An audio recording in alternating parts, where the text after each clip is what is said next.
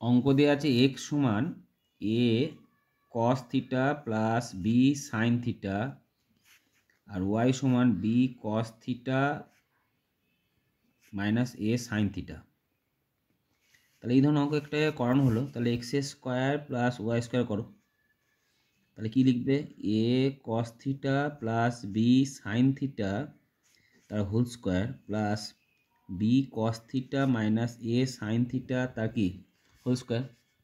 সূত্র লেখো a square cos square theta plus b square sin square theta plus 2ab cos theta into কি sin theta plus b square cos square theta minus 2ab sin theta into কি cos theta plus a square কি sin square theta. কেটে গেল। তাহলে a square common নিয়ে নাও।